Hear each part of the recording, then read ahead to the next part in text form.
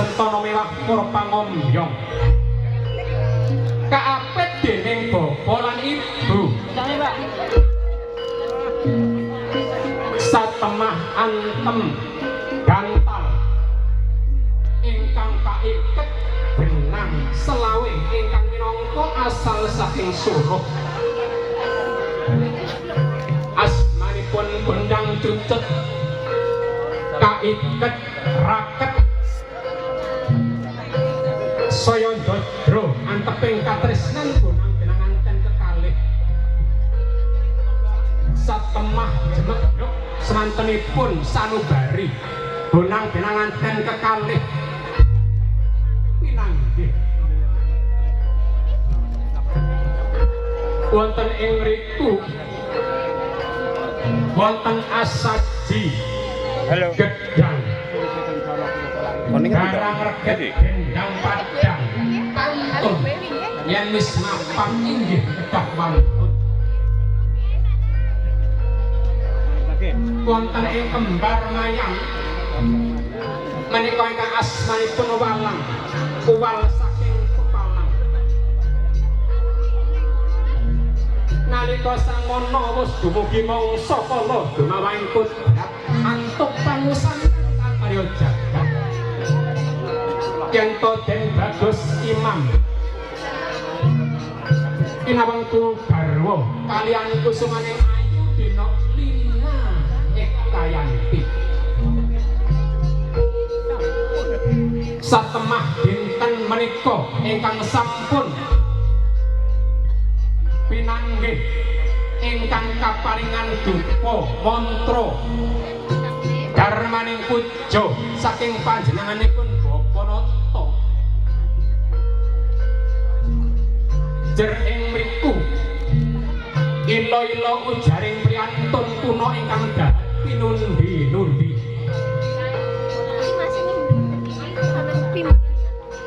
menika wujudipun Bogor Kencana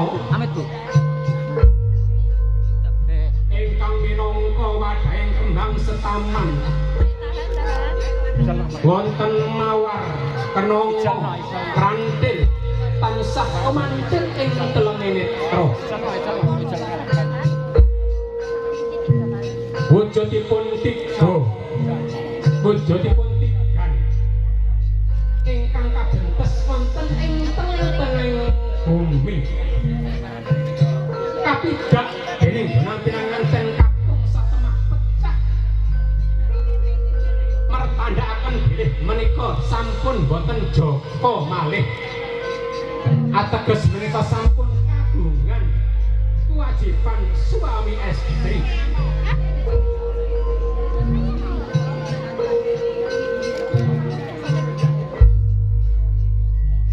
amudiyo anggenipun jejer balismo anggenipun badhe nusun balismo Brayan Agung ing mangke tansah antuk sih nugrahing Gusti widodho ingkang senedya lestari basuki ingkang kaesti cumbuh ingkang kinayuh mugi kasunyatan ingkang kagrahita kasembadan ingkang karencana tulus sirna ing rudeda satemah bagya mulya pinayungan karahayon tansah manggih istiqomah barokah sadah sakinah mawaddatan warahmah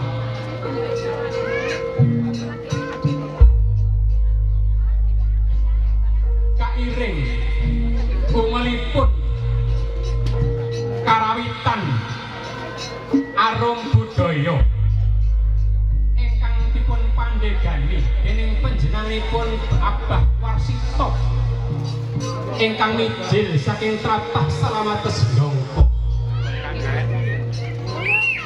bungelipun kodhok urek